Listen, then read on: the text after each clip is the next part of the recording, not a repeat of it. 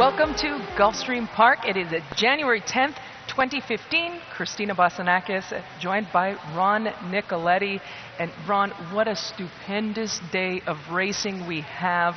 A couple of horses making their comebacks or their returns. We do have Commissioner, second in the Belmont Stakes. He's going to be running in the third race.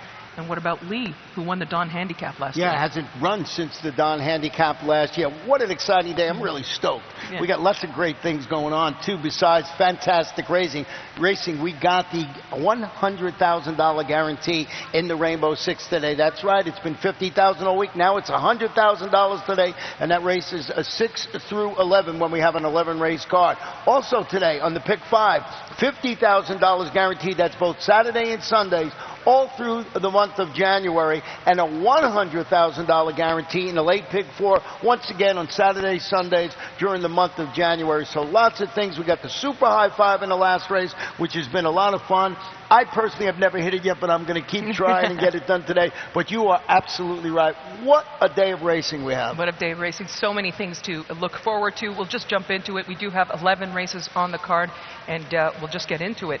35,000 maiden claimer to kick off the day, and it is a 5 furlongs on the turf course. We do have a scratch number 12, a couple of jockey changes. Number 1, Edgar Prado. Number 2 will be ridden by Rafael Hernandez. And just so we let all the good folks know, Luis Saez is not going to be he's not going to be riding today. No, he wasn't feeling well yesterday, and he took off his mounts the last couple of races, and he didn't get hurt or anything. He's just not feeling well. Maybe the flu or something like that. He had fever or chills or whatever it was. So Luis get well soon, and as you mentioned, we'll give you those jockey changes throughout the day. But as always, we'll have that little guy, Larry Comas, come on and give us updates throughout the afternoon and give us all the changes in just a bit. I went with the 2 in here, currently on the board at 9-2, and that's Time Out of My Mind. Expected to show more after returning from a 7-month layoff.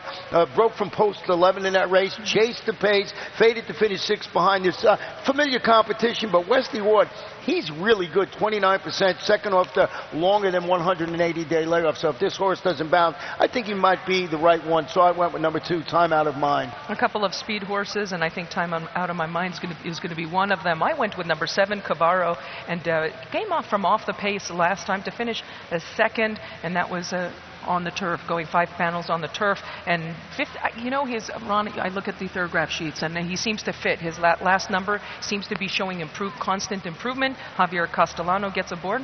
So that's what I did. I got him in second. I agree with everything you said. I also threw in the morning line favorite in there, and that's number 1, Color Me Pom Pom. On to the second race on the card, a 12-5, a maiden claiming event. It is a mile on the main track.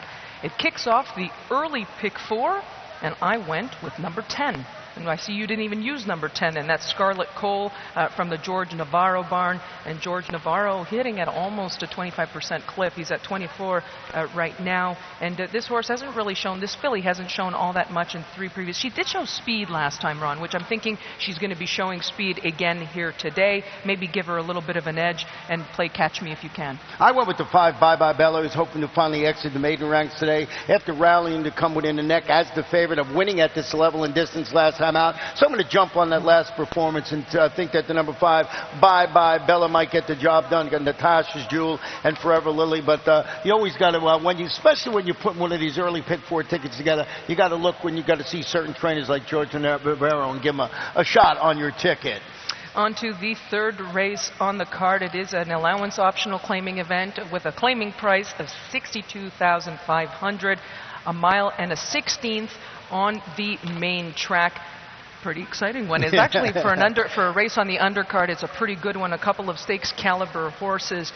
Let's start with number 4, the obvious horse, and that's Commissioner from the Todd Pletcher barn. He was a second in the Peter Pan, second in the Belmont last season. He finished second behind, in both of those cases, behind Tonalist from the Christophe Clement barn. A very, very nice horse. He's actually well related too. He's a half to Laugh Track. Laugh Track was a very nice sprinter who was second in the Breeders' Cup Sprint, although this one being by AP&D, he's bred to run all day. But Ron, let's just take a look and see what Todd Pletcher had to say about the Commissioner coming back off this long layoff. We had to take a little small fragment out of his left front ankle, and wanted to make sure and give him plenty of time with the concentration on a 4-year-old campaign. How has he made that transition between 3 to 4? He's doing really well. He's he's already a big, strong horse. He's developed very well into a beautiful 4-year-old, and we think with a AP&D bloodline, he'd improve as a 4-year-old. He ran well in the Belmont, and he was second 1.5 miles. What do you think is his best distance? Oh, I think he's a true classic horse. I think 1.8 miles to 1.5 miles suits him very well. But 1.16 miles is a good distance to bring him back off the long layoff, and hopefully he runs accordingly. So, Ron, who was your selection in that race? Commissioner and Tonalist, just to mention, you mentioned Tonalist, yes. One of the finalists for Horse of the Year. Yes. So keeping good company, but coming off that extended layoff, so there's always a chance. What about the one Ulaanbaatar? This one is making its 4-year-old debut. The first start, I thought he was very impressive winning that allowance race at Churchill Downs back on November 22nd. He's a Grade 3 stakes place son of Awfully Wild, trained by Ian Wilkes, Julian Leparoux in the saddle. So I just think if Commissioner might need one, and Todd Fletcher is excellent in bringing him off layoffs like this, then maybe Ulaanbaatar is the one to do it. And I spoke to Ian Wilkes the other day, and I know that he's pretty high on Ulaanbaatar, and they were giving him plenty of time to come back this season, because Ian feels that he's going to be one of the horses for the handicap rank. So they're taking their time, and they think that he's a nice one. So he's one to watch. Maybe we're in exact agreement, so we'll see what happens if Commissioner comes back and a winning performance.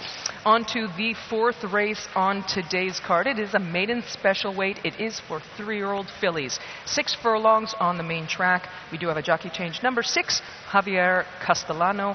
I went with number 1, and that's Mom's Laugh. This is a 3-year-old filly by Le Roi des Animaux, and has hit the board in both previous lifetime starts. Ron, the reason I selected her is one good reason, not only the recent work pattern, but just the numbers that came back. I thought everything fit, but she also finished third behind Sky Gold, who's a nice horse from the Jose Garofalo barn, stakes caliber filly, I think, and also Distinta, another nice filly, came back and won last time. Come back and won. Yeah, I mean, on paper, she's the one to beat. Yeah. I got enamored with the workout pattern of number 2, Extra Spice. This is a daughter of Quality Road, debuting for trainer Billy Mott with 4 consecutive bullet workouts showing over Payson Park Training Service. And what I like about that is Bill Mott doesn't usually have him firing bullets in the morning, so I believe in this horse. I'm guessing is doing this on its own. You Payson Park, a deeper surface than we have at our Palm Meadows training facility. So I just think this horse is going to be legged up. But on paper, it's the number 1, Mom's Laugh. And I also threw in the 7,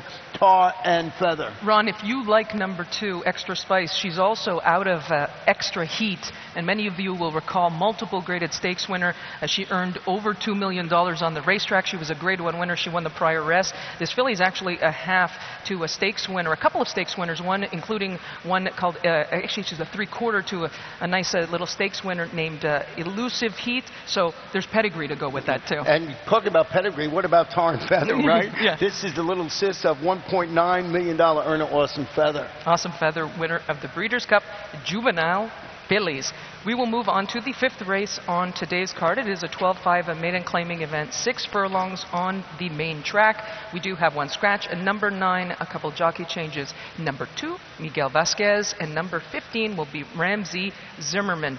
My top selection, looks like we're in agreement here. Number 4, No One Is Like Me, and this is a 3-year-old daughter of Indigo Shiner. And if you can say one thing about her, it's speed. Yeah, and she's dropping from the 16 to this level. Looks like the obvious choice in there. I went with the one which we're actually in agreement with our try here. The one, My Money Rider, is another dropping to the $12,500 level. Broke from the rail last time out, tracked the pace, flattened out in that race, finished 5th behind aforementioned No One Is Like Me. Yep. It's Nick Gonzalez. That one is really waking up right now. And Javier Castellano up on top that, Woodbine shipper, Nick Gonzalez, spending all the time back action except in the winter here up at Woodbine in Canada. So, and then the 8, My Toad, I think is a logical choice too. I think that's one you have to throw in. We're going to take a short break, and we'll come back and have a look at the 6th race on the card that kicks off the 20-cent Rainbow Six.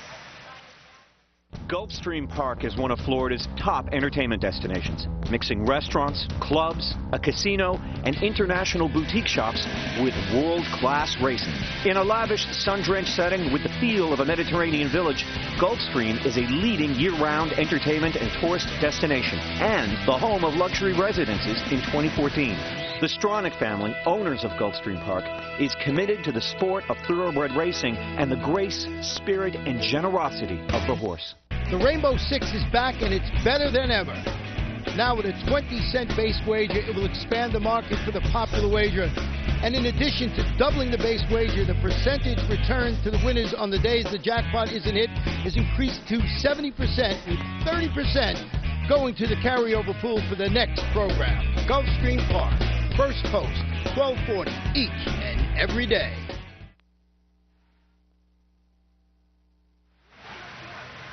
Welcome back to Gulfstream Park, and we're going to look at the 6th race on today's card that kicks off the 20-cent Rainbow Six. $100,000 jackpot guarantee. They have this thing surrounded every day. So someone's going to nail it, and maybe it'll be you today. And like you said, the best part about it is the 20-cent wager, because you can add those extra horses. Yeah. And this always happens. Every time we talk about you got to go a little deep in the first leg, you and I have the same 3 selections all the time. Exactly right. But we kick off the Rainbow Six with a starter optional claiming event, and it's a claiming price of $50,000. It is a mile on the turf. One jockey change. Number 4 will be Joe Bravo. And yes, we seem to be in agreement here. We both went with Permanent Campaign, coming into this off of a couple of victories. And Rick Violet hasn't really run all that much here in Florida, although he was doing quite well in New York. Yeah, and if you look down this horse's past performances, you'll see every time this horse comes back from a little type of left, runs well. Doesn't win all the time, but runs well. Coming off that 2-race win streak, I just think it's the logical choice. Number 1, Roman Approval. We both have in second, is dropping in for the $50,000 tag today. Broke awkwardly in its last race and failed to get on track here. That was in the Tropical Park Derby. So drop it down. It's the son of Roman Rula. Impressive turf winner at Belmont last September with Irad Ortiz in the saddle. So I just think this is a logical choice. And the number 2, Empire Knight. Yeah, I'm in total agreement, and I think the only thing with Empire Knight last time was actually scratched. Entered December 16th, was scratched on that particular day, so maybe take a wait and see, and that's why I didn't put him on top in terms of... just one other thing, the 13 and 14 are now out. We got those late scratches, so number 13 and 14, along with that jockey change on the 4. So we're getting all the updates, and Larry Colmus will be on in just a few minutes, and he'll give us all the updated scratches and changes for today. We move on to the 7th race on today's card, and it is the Grade 3 Howell's Hope. It is a mile on the main track. Pretty exciting. I'm looking forward to this one, Ron. We've got a nice horse returning. His name is Lee from the Bill Mott barn, and a couple of second-place efforts is how he concluded his 2014 campaign. In fact, those were the only 2 races for him last year, but the last one was in the Grade 1 Dawn, the marquee event here for older horses. He finished ahead of a horse named Will Take Charge. Will Take Charge, champion 3-year-old for Wayne Lucas. And Ron, what a performance that was. Yeah, this was unbelievable, and just kept drawing off, and it was just a spectacular performance. Has not been seen since that day, and he'll be back today. And, I just think he was just so impressive last year in both races over this track that you got to have him on top of your ticket. Also want to note that the number 4 in here, Slim Shady, was a late scratch. You'll get all that updated in there. And, what about Valid in this race? Lee is the thing, but what about Valid? Very productive on this course. He's had 5 races, 3 wins in 2 seconds. And if you look at the horse that he was beaten by last time, Liam's Map, I think he's going to be a horse that we're going to be hearing from down the road, so it'll be very exciting to see. But we can take a quick look and see what Marcus Vitale had to say about Valid. Well, Valid, yet again, speaks for himself. His numbers are going up. He's just a good horse to be around. He just seems to be getting better with age. I'm not really much afraid of anybody in the race. Those are all nice horses, good horse trainers. I'm confident in my horse in Orlando. They've been doing a great job, and we're looking forward to getting them guys back on track. And Ron, that was Marcus Vitale. He's not afraid of the competition. No, no, he's not, and he's been very confident. Good reason. The horse has been very consistent. So how do we fault him? But there's a question mark. A big question mark for me was number 2, and that was Golden Lad. And this is a son of Medaglia d'Oro. He does have a beautiful pedigree.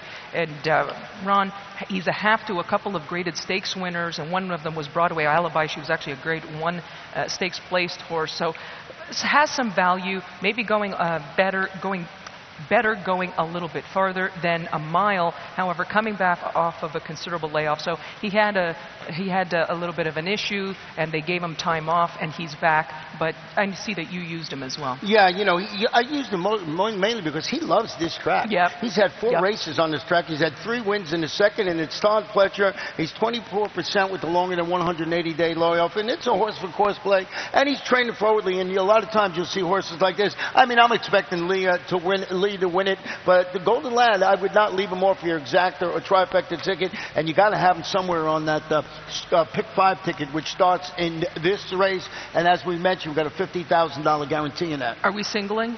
No, we are not singling here. Okay. We're going to use the top 2. I don't know about 3 deep, but it's just too long of a layoff for me. Okay. On to the 8th race on the card is the Grade 3 Marshalls River, and this is a mile and a 16th on the turf course. It is for the ladies, and we do have, this kicks off the pick 4. And Ron, a couple of, I think this is a really good race. And again, it looks, we're in total agreement here.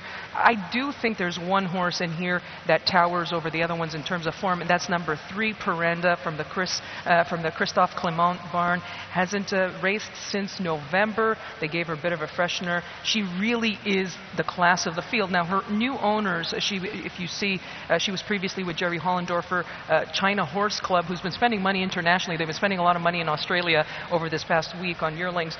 They wanted to initially take her to Singapore to run her in February. They decided to keep her here, gave her a little bit of some R&R, and they're going to give her a shot here. Well, if you look at this horse, a 6-time local winner, which includes victories in both the Sunshine Millions Filly and Mare Turf and the Grade 3 Swanee River. Back in South Florida, you mentioned Christophe Clement making her first start. She finished 6th. She was beaten 4.5 lengths only. That was in the Grade 1 Breeders' Cup Filly and Mare Turf. She's a horse for course play if there ever was one. Johnny Velasquez in the saddle, scampering in second from the Shug McGay barn. And what do we do about number 7, Summer Moon, making its North American debut for Chad Brown? You cannot leave this horse off your ticket. I'm familiar with the connections in terms of who bought this horse, and they've been pretty good in terms of bringing those horses, importing them from Europe. She's been breezing pretty steadily. She's getting that first-time Lasix. She comes from a top-class operation. That's Jean-Claude Rouget in Europe, and she's been running at some really nice at some of the top-level race courses.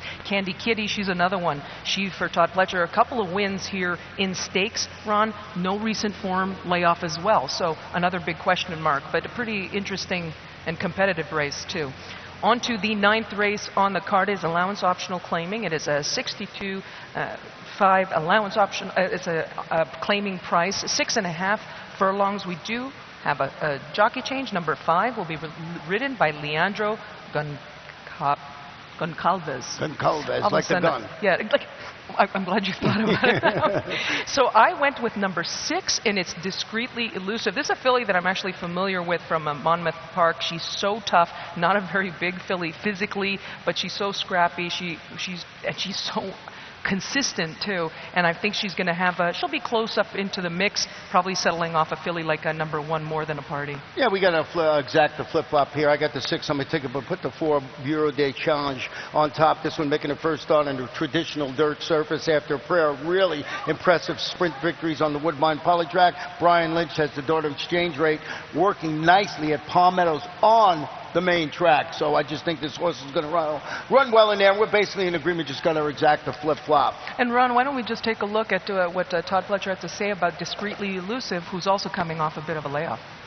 She did. She had a little bit of a foot issue that needed some time off to grow out a little bit.